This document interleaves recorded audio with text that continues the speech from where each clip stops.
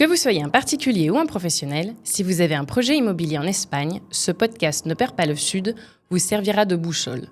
Alors, n'oubliez pas de vous abonner, car je vous livrerai au fil des épisodes des astuces et des recommandations pour vous aider à sécuriser en toute éthique vos projets.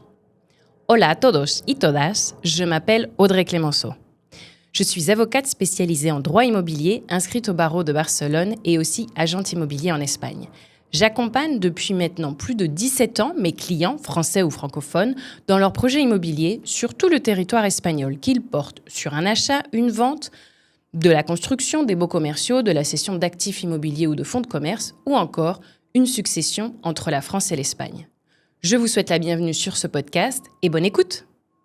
Quand vous faites construire un bien en Espagne, le promoteur doit vous fournir une assurance décennale au moment de la livraison des travaux. Sur le principe, aucun souci, ça fonctionne comme la France. Sauf que l'assurance décennale en Espagne a ses petits secrets qu'il faut savoir pour ne pas que vos projets immobiliers tournent au cauchemar. C'est ce que je vous explique dans cet épisode et je vous invite à prendre note pour avoir toutes les clés en main. L'obligation pour le promoteur de présenter une garantie décennale, ça c'est la règle générale. Lorsque vous faites construire un bien immobilier en Espagne, donc là on est vraiment sur un sujet construction pure et dure, d'accord ? Il y a un terrain vierge un terrain constructible bien évidemment, sur lequel on va construire une maison ou un immeuble. La règle principale et la règle générale, c'est quoi ? C'est que le promoteur doit vous fournir une assurance décennale.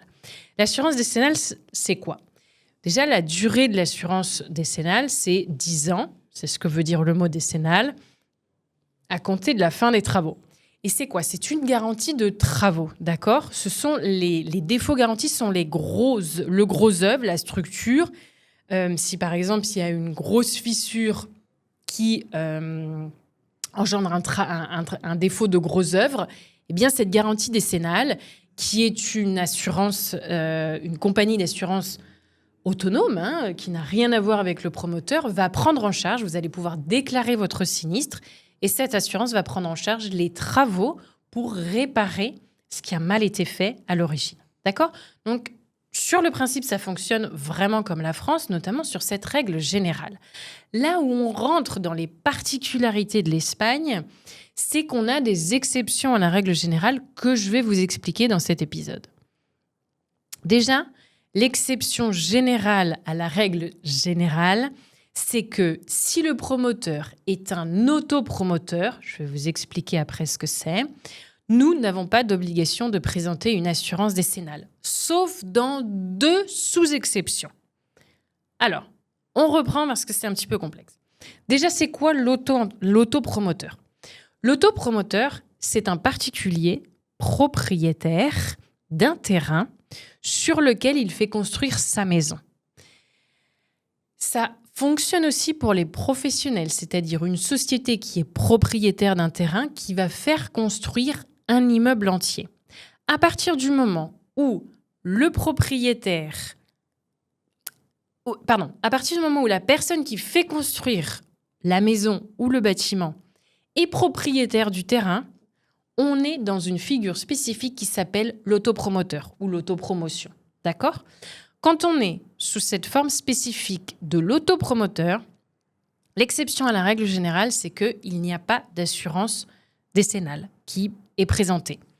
Sauf dans 2 cas, on a 2 sous-exceptions à l'exception, sauf si la maison, l'immeuble est vendu avant l'expiration du délai de 10 ans.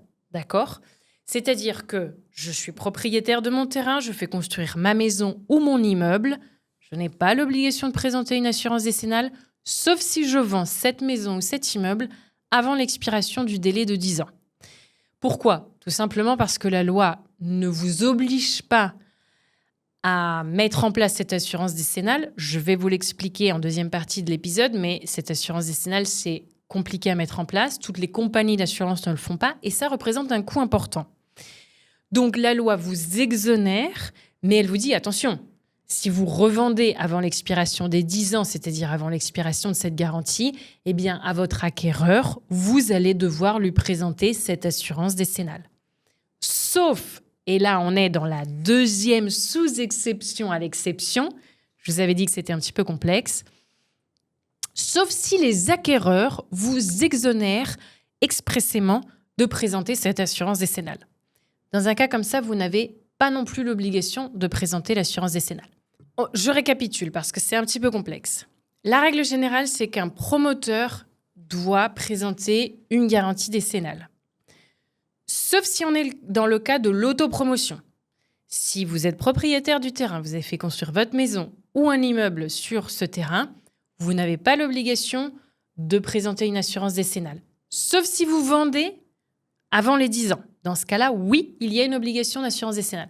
Sauf si vous vendez avant 10 ans, mais que les acquéreurs vous exonèrent expressément de cette obligation de garantie décennale. Auquel cas, vous n'avez pas besoin de l'assurance décennale. Alors, qu'est-ce qui se passe? Et là, je vais vous inviter à noter 2 choses importantes. Parce que ça, c'est vraiment du market practice. On ne va pas trouver ces 2 informations. Vous n'allez pas les trouver dans des ouvrages ou sur Internet. C'est vraiment du market practice. Ça fait 17 ans moi, que je fais ça. Donc, je vous livre ces 2 points très importants. Les compagnies d'assurance ne sont pas enclins à assurer en décennale une maison ou un immeuble qui a été construit il y a plusieurs années.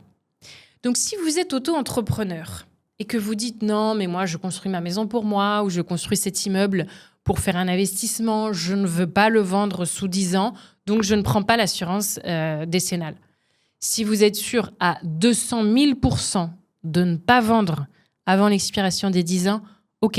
Mais si ce n'est pas le cas, il faut prendre une assurance décennale. Pourquoi? Parce que 10 ans, c'est très long. On ne sait pas ce qui peut se passer dans 10 ans. Et si malgré tout, vous êtes amené à vendre, vous allez vraiment avoir toutes les peines du monde à prendre une assurance décennale à ce moment-là. Je vous dis ça parce que j'ai un client à qui c'est arrivé. Il me dit « Mais pas de souci, nous on adore avec ma femme, on ne vendra jamais ». Et malheureusement, au bout de 4 ans, ils divorcent, ils se séparent et ils ne peuvent pas garder la maison. Donc, ils sont obligés de la vendre. Et il me dit, Audrey, j'ai pas pris l'assurance décennale au moment de la réception des travaux, au moment de la fin des travaux. Il faut que je vende. Mes acquéreurs ne souhaitent pas m'exonérer de la garantie décennale, ce que je peux comprendre. Donc, il faut que je trouve une garantie décennale. Eh bien, on a mis 6 mois à lui trouver une compagnie qui a souhaité le garantir en garantie décennale. On a eu toutes les peines du monde pour trouver cette compagnie et la compagnie a accepté, mais vraiment, c'était un coût très important. Parce que ça, c'est la deuxième chose à noter. La garantie décennale représente un coût qui peut varier en fonction des mètres carrés qui sont construits, en fonction des matériaux utilisés. Et il vaut mieux demander des devis dès le début.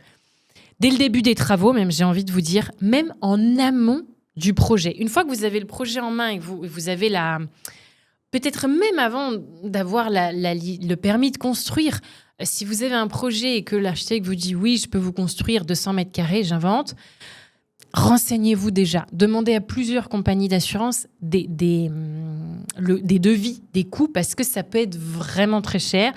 J'ai vu, moi, des assurances décennales à 5 000, 8 000, 10 000 euros. Donc, ça peut être un coût important qui vous gonfle énormément quand même votre enveloppe. Moi, mon conseil, bien évidemment, c'est de prendre une garantie décennale, même si vous me dites « je ne pense pas que je vais vendre sous 10 ans ». En fait, on ne peut jamais savoir ce qui se passe en 10 ans. Donc, moi, mon conseil, c'est vraiment de prendre ça parce que si malheureusement, vous êtes amené à vendre avant 10 ans, eh bien, on va avoir toutes les peines du monde à trouver une compagnie d'assurance. Et si on en trouve une, elle va vous facturer 3 fois le prix d'une police d'assurance normale. Donc, ce coût-là, qu'est-ce qui va se passer? Si vous ne vendez pas sous 10 ans, oui, vous aurez payé cette garantie décennale pour rien, malheureusement. En même temps, le jour où vous vendez, vous pouvez essayer de la mettre dans votre enveloppe pour rentrer dans vos frais au niveau du prix de vente. Je ne vous garantis pas que vous allez le récupérer, mais en tout cas, c'est aussi le prix de la tranquillité. Parce que si vous êtes auto-entrepreneur et que vous avez une garantie décennale et que vous avez un problème de structure, ça fonctionne aussi. C'est-à-dire que ça ne fonctionne pas que pour les autres. Ça peut aussi fonctionner pour vous. Donc, de toute façon, moi, c'est quelque chose que je recommande toujours à mes clients. Libre à eux de suivre ce conseil ou pas, mais c'est quelque chose quand même d'important. On a fait le tour sur la garantie décennale en Espagne. J'espère que cet épisode vous a plu. Je vous dis à très vite pour un prochain épisode et je vous invite à vous abonner à mon podcast ou à mon canal YouTube pour suivre et ne pas rater les prochains épisodes ou pour recommander ce contenu à quelqu'un à qui ça pourrait être utile. Merci, à bientôt.